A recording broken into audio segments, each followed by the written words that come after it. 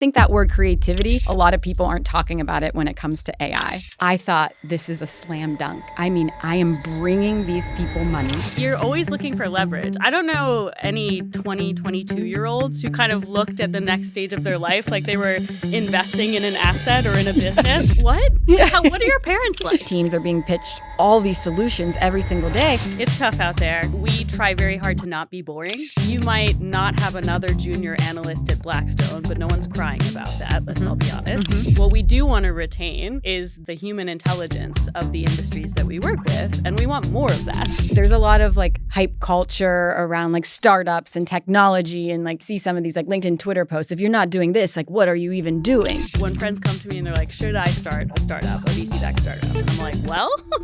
Are you a product person or are you a salesperson? Well, I'm both. That's why we're going to win, right? Hello, I'm Dr. Kate Jarvis, and we are here for another episode of Bricks, Bytes, and Bold Moves, the future of real estate with Fifth Dimension AI. And today on the show, we have Katie Palenchar, who is currently advising early-stage businesses through her firm. And we're excited to really dig into how she's arrived at this place today and how have you sold into legacy businesses in the past? What technical changes have really gotten good penetration and not so good penetration throughout the past few decades? And how is your experience on the VC side, working at Anthemis, which is how we know each other, as Anthemis Female Innovators Lab is an investor in Fifth Dimension AI?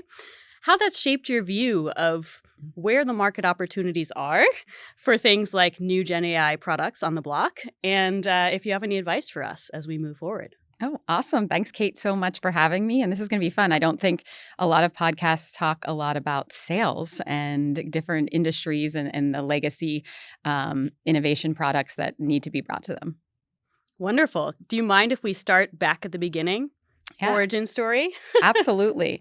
So this is going to take, I think, listeners on a little bit of a whiplash. I started early on. I was a dancer.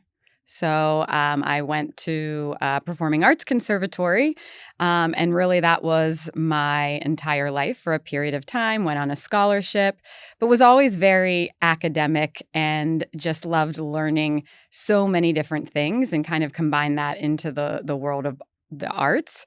And interestingly enough, when I finished that degree, I needed health insurance. And what I realized at the time, I always tell the story because it kind of takes us into legacy industries, is if I went back to school for a master's degree, I could stay on my mother's health insurance. If I didn't, it was very expensive, very difficult to get at the time, where I'm taking us back a pretty long time now, almost 20 years. And I ran the numbers and said, this makes more sense. I'm going to stay on that health insurance and get a master's degree. And that took me into the world of education and educational technology. And I also tell this story, it's one of my favorite, that my first educational technology courses was we created something called a web quest, which was basically a static website, one page where students went and followed a list of directions. So it's like digitizing a PDF and being like, here you go. Pretty much. And go to that and then follow these directions rather than on a piece of paper. So that's kind of how I got into the world of technology and educational technology. I worked with the New York City Department of Education. I worked with Johns Hopkins University and really started to go down this road of building tools in the technology space. And then that took me into data. And what I started to realize when I was building my own data services company in the content publishing, educational library space, that data was really powerful. It was a buzzword used at the time. I mean, this is 2012. Everyone's saying data, data, data. But how you could build products and sell B2B at the time, which in that industry it wasn't. It was always just selling direct to consumer, selling to schools. And so I was working with other businesses to really power the back end of a lot of their products. That company was acquired. And the next step from data and into compliance, I was working with the company that had acquired us on the exec team. And what I started to see is the data products that they were selling when it had to do with compliance and financial services had much better sell-through. And that led me into the world of fintech. So we started at Dance. It kind of makes sense how I jumped from industry to industry.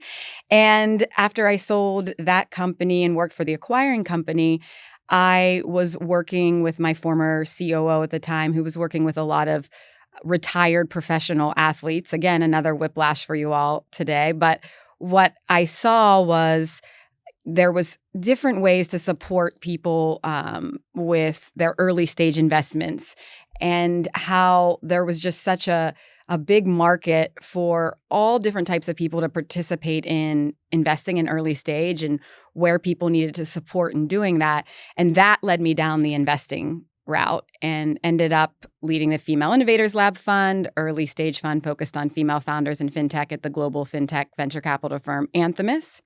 And now today, working on something new on my own in advising early stage companies and testing out a few theses there.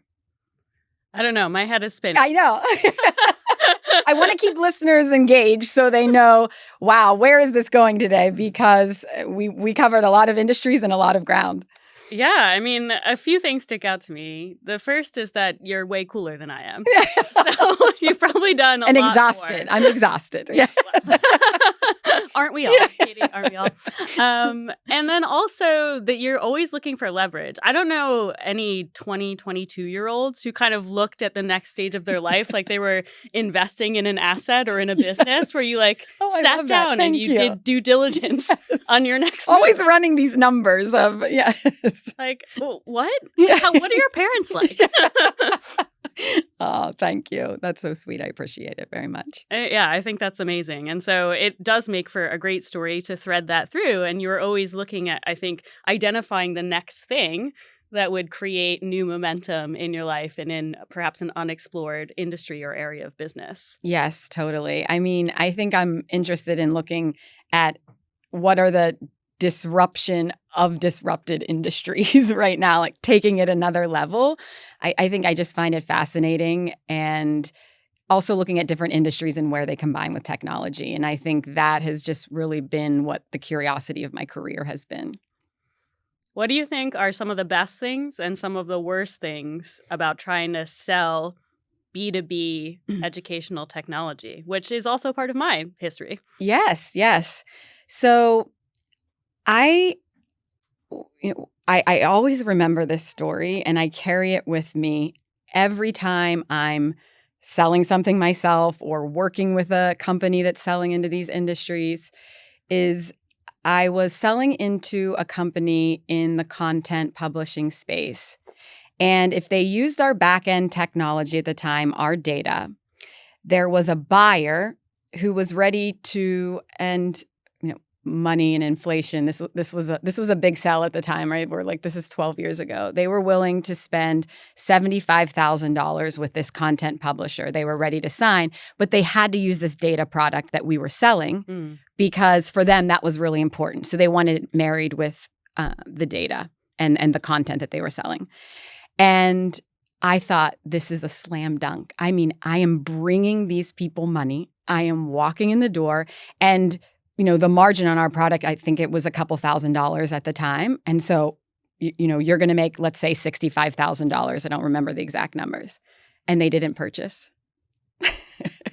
And so that was such a lesson learned for me at that time of, a little bit of naivete around what it takes to sell into these industries and what the value is in where it can disrupt their business for the positive and for the negative. And I look back and I never really got a solid answer on why they didn't purchase, but I assume that, a little bit of fear and trepidation around, well, we haven't always done this, and we're kind of accommodating these customers, and what's this going to mean going forward, and are we going to roll out all this technology? And then the second thing that I was somewhat naive about is, and I always would ask this question to technology companies when I was assessing them and looking at them and partnering for investment, the question was, who doesn't want you to exist?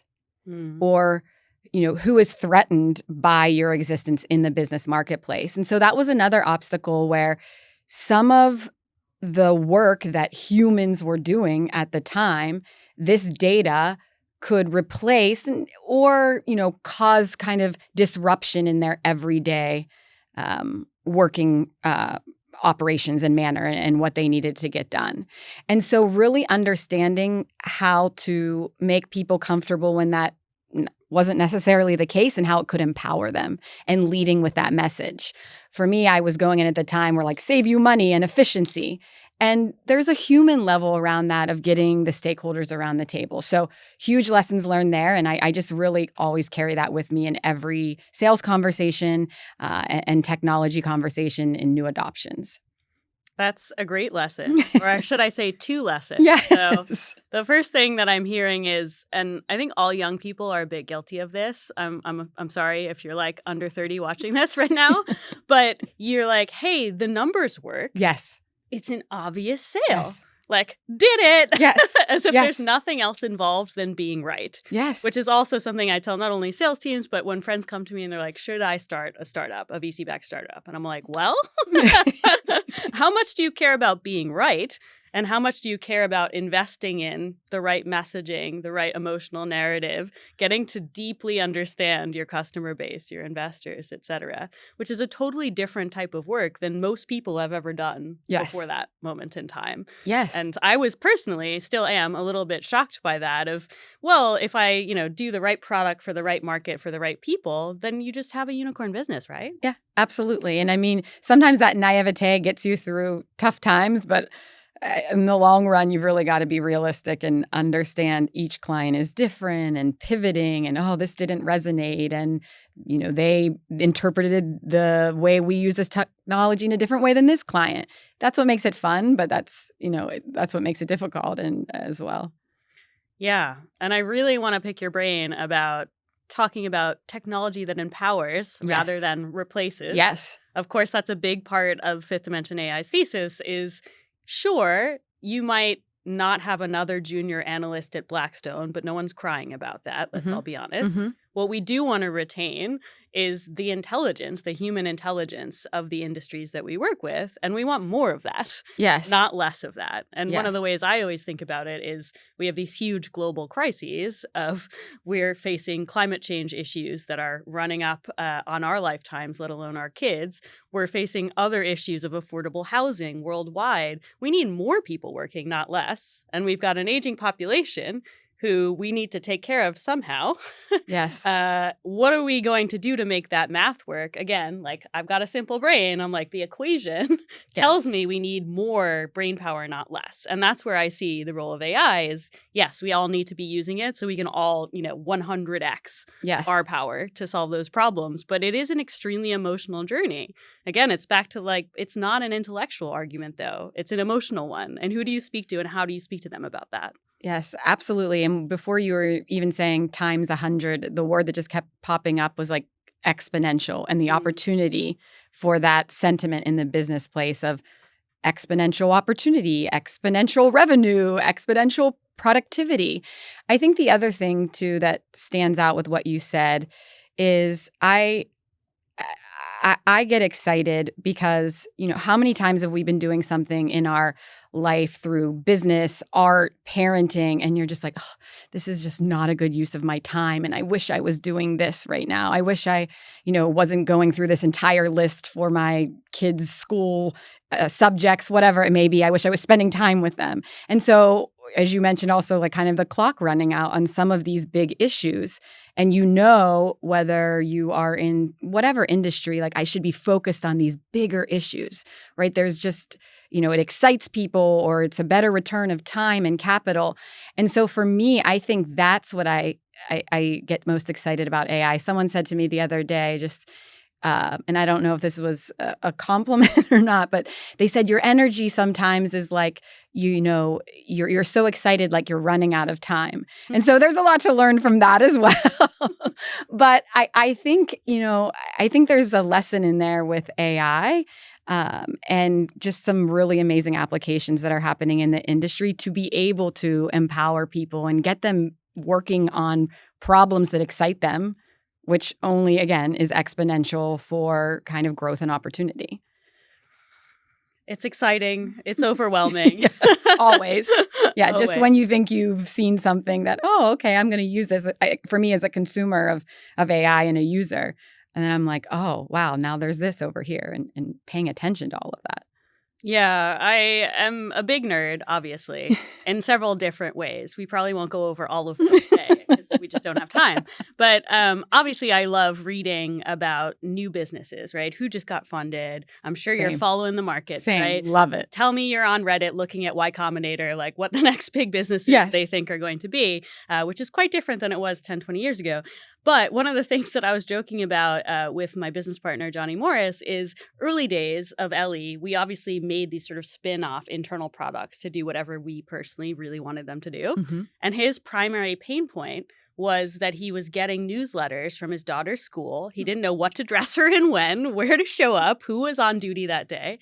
And literally the other day we woke up and we're like, that's now a Y Combinator backed business. Wow. I There did it not is. know that. I need to use that. That's Yeah. why I even gave that example, because it is a problem to surf through all this. And then you feel terrible when you miss something.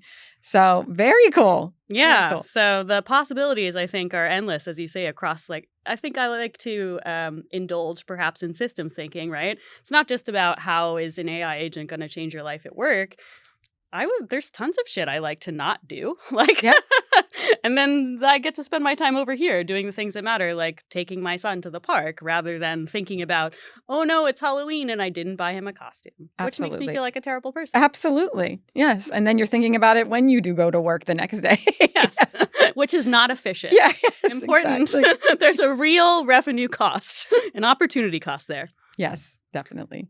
So yeah, I mean, do you use any AI yourself today? Are you playing around with the ChatGPTs of the world? I am a premium user. I am playing around with those. I think the way I use them, I do not replace it with any right now of my day-to-day work. I'm not okay, push the button and post this on LinkedIn. I think that can get a little cumbersome, and it's getting very inundated sometimes on some of the platforms where you can see people are potentially using these tools.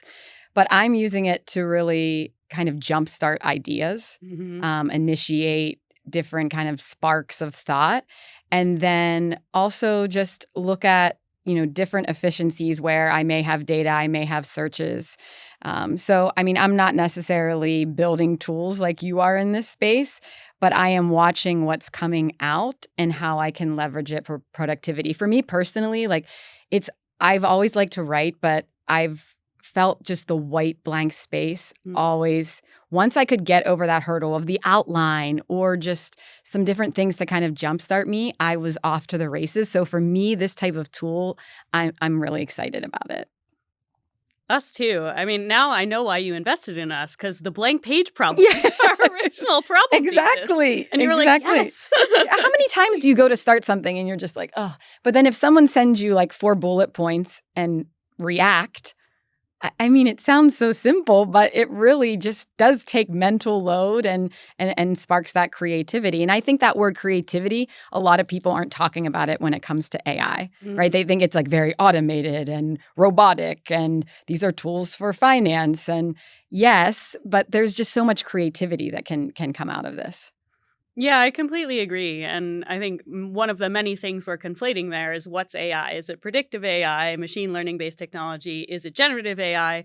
And some of the best products use a mix of both, right? Yes. Because there are different times when you want to be 99.99% sure that, your lease renewal option date is XYZ. Yes. And then there are other times when you're being more creative and you're trying to arrive at a persuasive argument. Yes. For getting someone who's in arrears to finally pay your debts. Yes. That's a totally different exercise, but both relevant. Totally. And how you as a person use it or talk or tone. And I love how, something that I may have interacted with or referenced weeks ago is somehow woven into some type of output. There's memory around that, right? And it sounds, again, very simple, and you are the expert in this space. And that's why I love learning from you about, the different types of applications. But I just think that kind of knowing how far it's come, even just in my own life over the past couple of months, how I was using it 3 months ago compared to now as I'm reflecting here is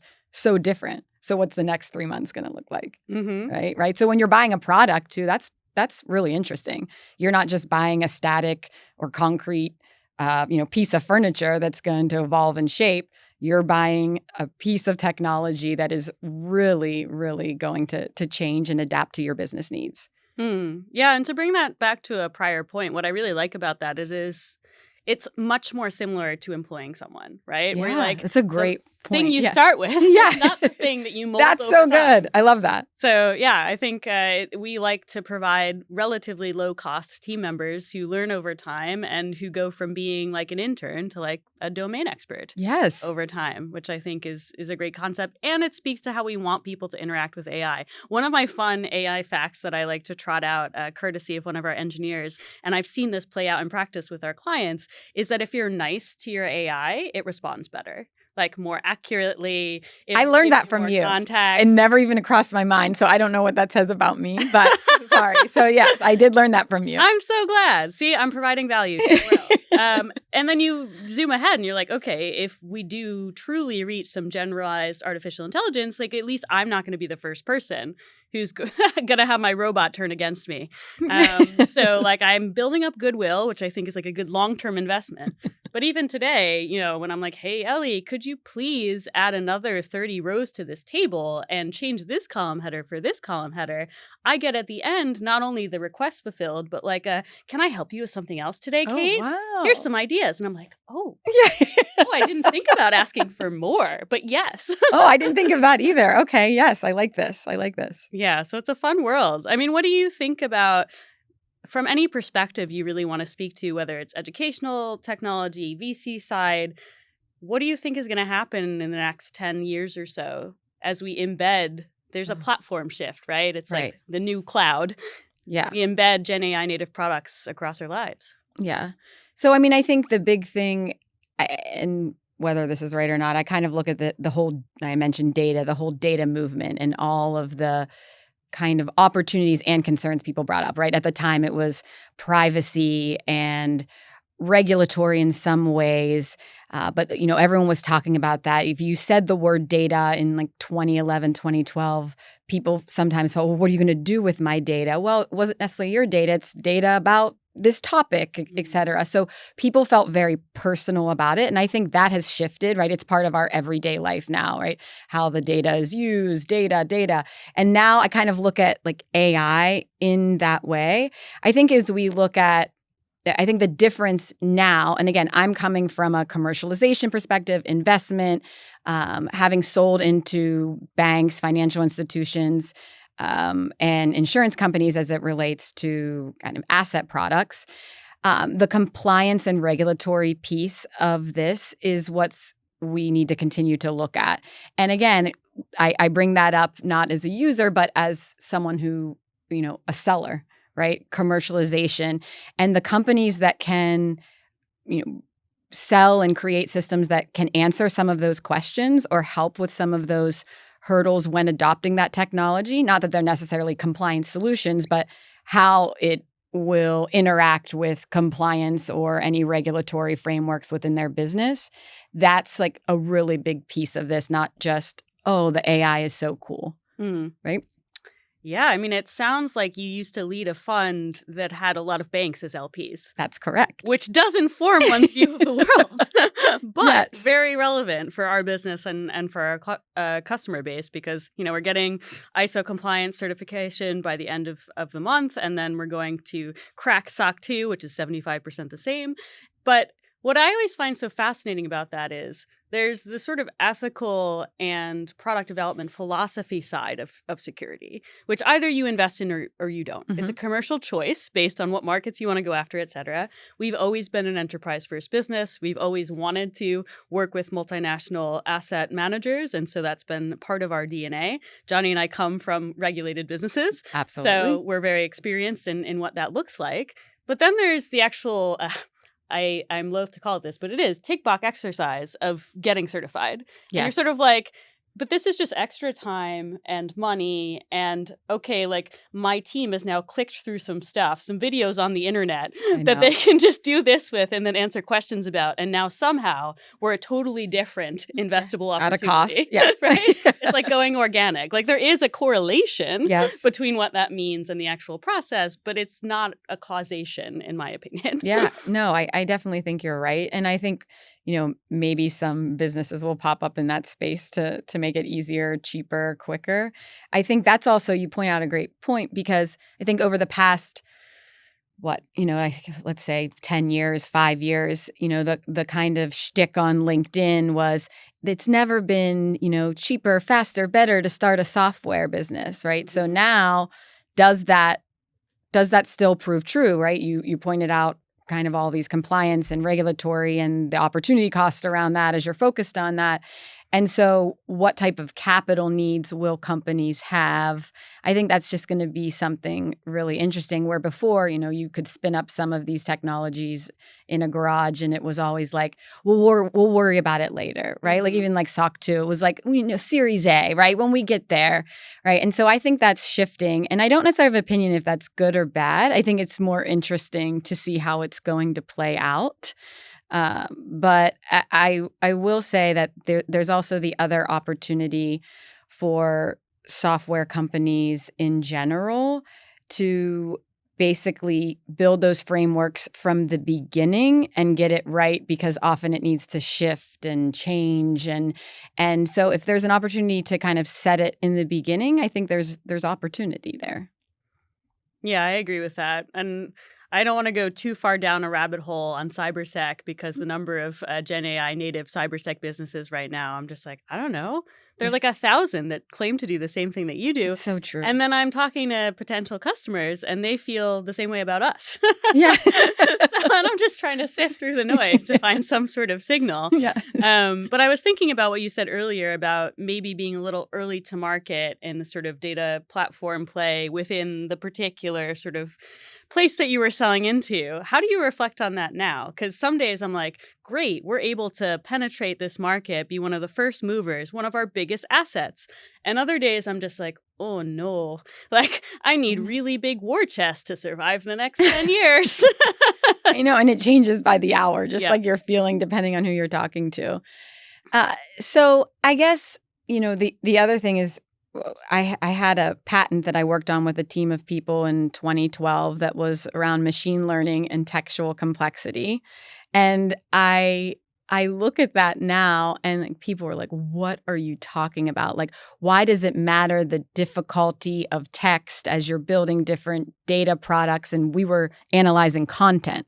Well, it was a huge deal, right? And so now I look ahead and I'm like, oh, I wish I was out in the world talking about that patent now. But on the same hand, I'm like, it's outdated, right? So I bring that up because it's just always like finding this balance. And I think, it's a little bit of being ahead and feeling like you're behind sometimes, right? And the opportunity in being like, you feel like you're being behind, I should say, when you're selling into customers, when you're like, oh my gosh, like this is how potentially they're going to use the software. Like there's so much more opportunity beyond this. And as I'm trying to articulate it, I feel like I'm not articulating the full amazing vision because this is where they are right now. So I almost, again, you're giving me a lot of like kind of visuals as you talk, where it's like this seesaw constantly, where you should probably, in my opinion, be feeling like you're misunderstood.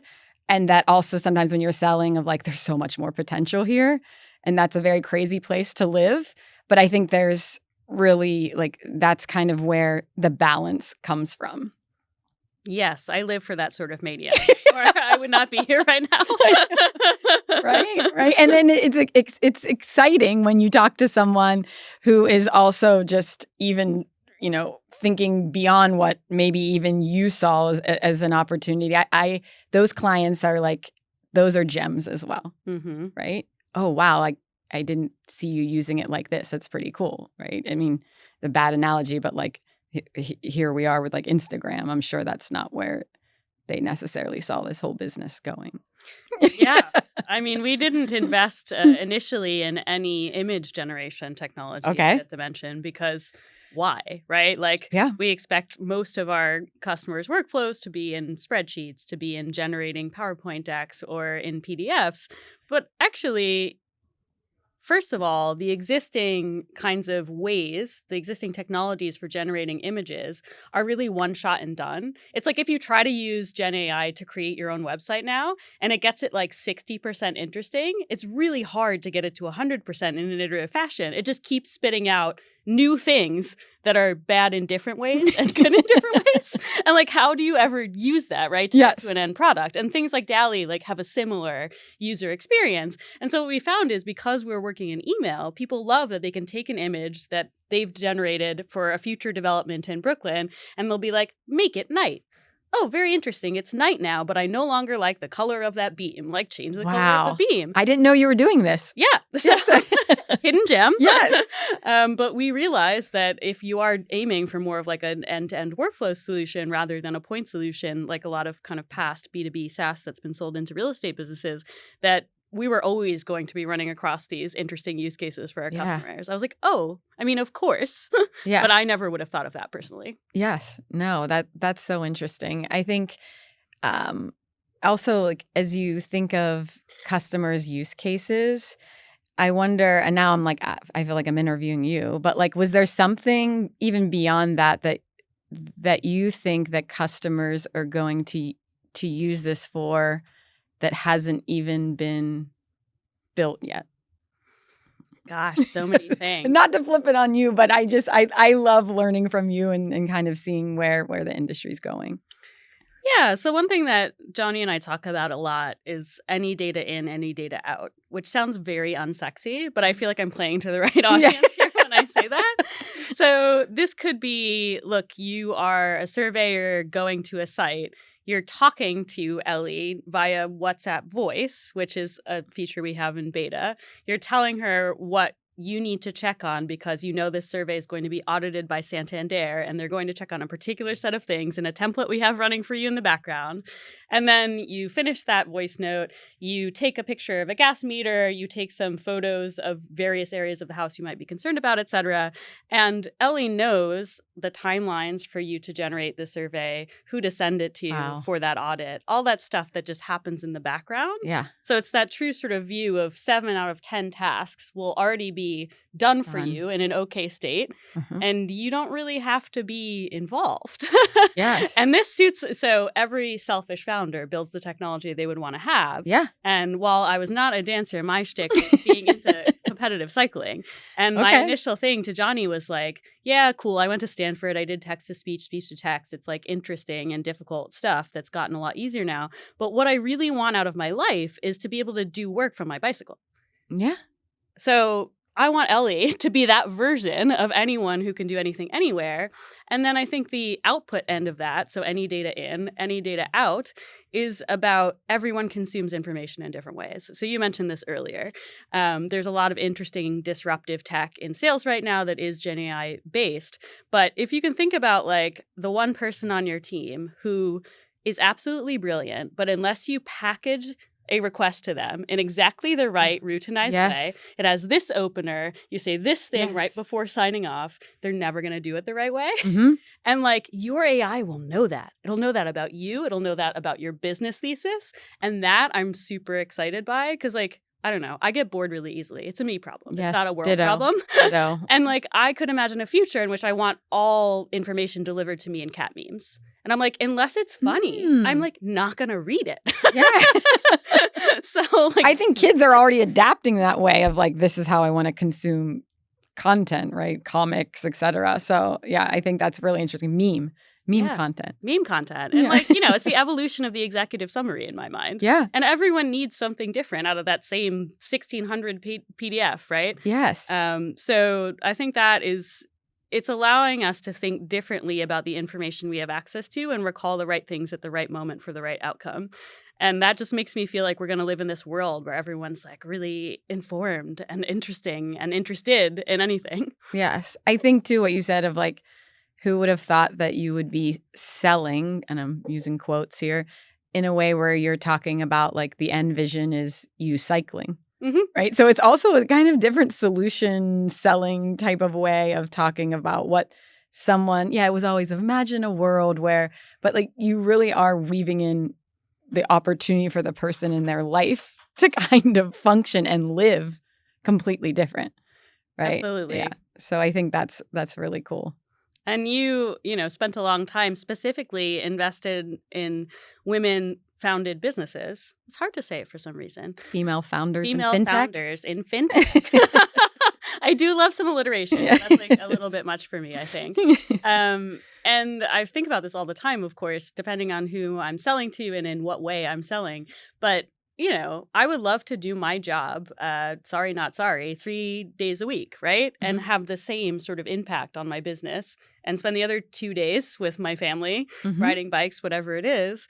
And that's suddenly going to be possible. Like I imagine job sharing will be radically different in 5 or 10 years in a world in which everyone's using Ellie. And I love that idea. Right.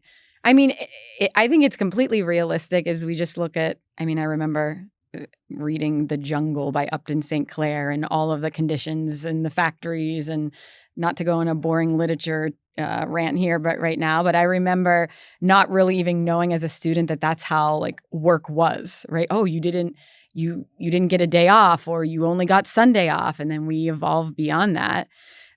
And I think that's really cool to see where that's going. And hopefully, and this may sound very kind of aspirational, but that allows us to focus on a lot of impact issues in the world as well, where there's not necessarily the time or energy or space to do that.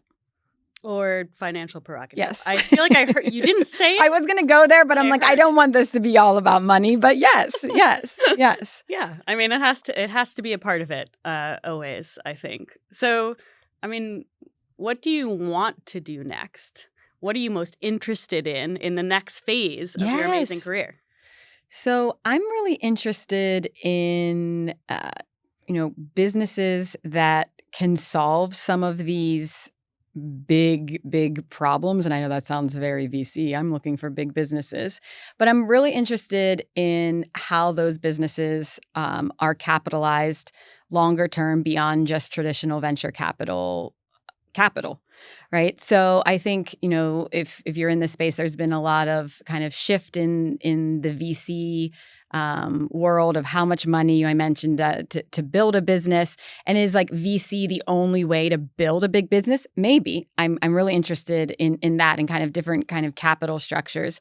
And then I think the second thing is around female founders as well. Continue to be very passionate and excited about that in what it looks like as female founders grow large businesses and those subsequent capital rounds, and seeing, where different capital sources that female founders can tap into, just like any other founder. But as we've seen a lot of early stage funds around female founders, like what does that look as that capital stack evolves? And what are those kind of thesis on those businesses? So that's 2 areas. And then the third area is like how you can get to market and, no surprise, get customers earlier than ever expected, because that kind of plays into all of these things, right? Capitalization, attractive to investors, not needing investors. And so are there some processes that can exist out there to really get startups customers quickly, right? I've been working with some businesses where they're not necessarily venture backed and they're able to get customers so quickly. And for me, this is like so refreshing, because I've worked with technology businesses that take such a long time. At times, you guys are definitely on a fast track, and that's why I just have been blown away by the business in that regard. But I think that's something where we don't have the luxury anymore of all this like fast cash and capital for businesses. And so what are some kind of tweaks and thesis that can accelerate that? Yeah, I'm excited we don't have that luxury anymore. Yeah. Not just selfishly, but also selfishly. Yeah. Because I feel like it's forcing people to take a harder look It's at true. what it means to run a business rather than, buying some swings for your office. Yes. And your office in the slide. area. Don't forget the slide and the ball slide, pit. the pool table. Yeah. Shall I go on? Yeah. But I think that's what's cool. I'm sure you see this a lot with a lot. I've been able to take this time and really see a lot of different businesses that I'm just blown away that like what they do and maybe potentially how niche they are as a business, but how well they're doing and how they're capitalized, where I was just so entrenched in like you raise this round, then you raise this next round. And some people have raised capital and stopped and then, maybe haven't raised for 5 years. And I'm just really curious right now of are there any patterns in that? Maybe not, but we'll see. I'm wondering what's a type of business, let's say, that you 10 years ago, you would have been like, hell yeah. Yeah. Sign me up. Gosh, and now you're like, uh-oh, now I look like an idiot, which happens to everyone who builds businesses and funds them. So I think not necessarily that I think that this is a space that is going away or anything, but just so much technology around influencers and marketing technology and, they're going to this is going to help companies participate in the influencer economy, the content creator economy. And what I saw is, and I got really excited because it's like B2B and you're selling into businesses, not necessarily the consumers and the influencers themselves.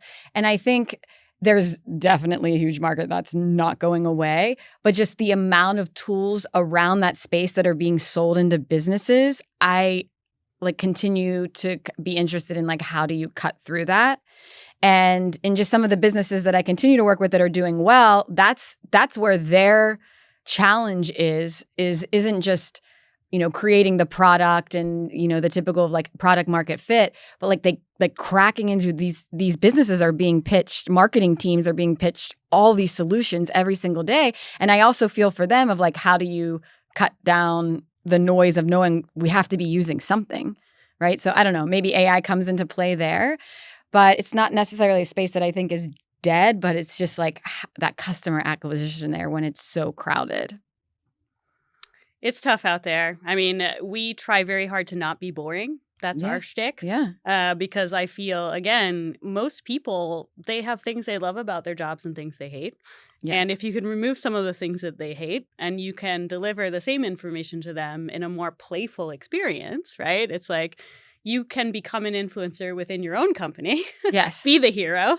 Embrace AI first. And, at first, maybe no one else in your business even knows that you're using Ellie. We make this joke of ha, ha, ha, ha, first employee, now suddenly you're a superstar. Now you're on the executive team. Please, now's the time for the big reveal. Behind the curtain, it's our AI.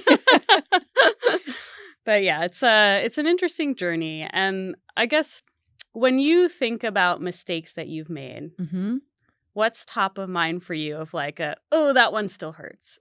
I think it would, and I kind of mentioned this earlier of there's only one path and one way to do things and kind of even though my path doesn't look like that, but just kind of going along that way of being well, this is the only way to do it. This is how I have to do it, right? I have a company, so I have to raise this round. I have to raise the next round. Or, I'm going into VC. I have to have, I have to have this type of background, right? Or I'm selling into a company and, we don't have everything lined up XYZ. First, we need to have this. Then we need to have that.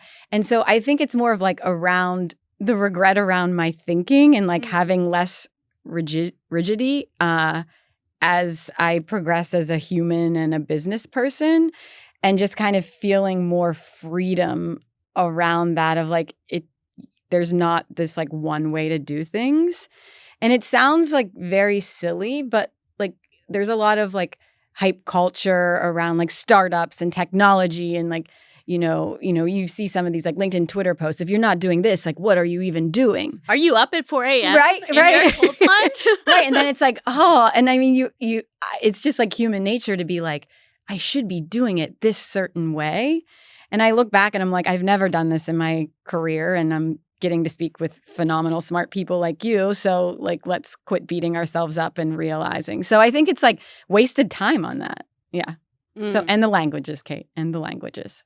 Yeah, I'm not going to respond to that one still. There's technology for that.